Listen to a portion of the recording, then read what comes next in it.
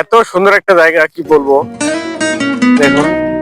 আর এত একটা শীতল শীতল বাতাস আসতেছে এখান থেকে, অনেক ঠান্ডা ঠান্ডা বাতাস বইতেছে, খুব ভালো লাগতেছে।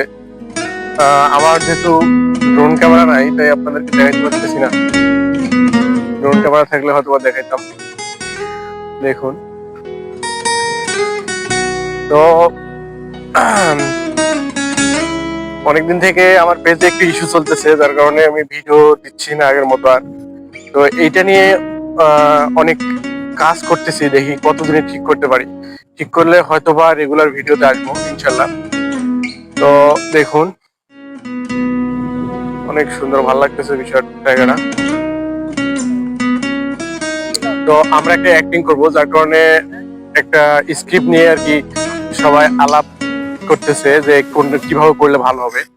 তো এই অ্যাক্টিংটার জন্য আর কি, এই যে দেখুন তারা আর কি বোঝাচ্ছে একে অপরকে যে কিভাবে কাজটা করলে ভালো হবে আর কি।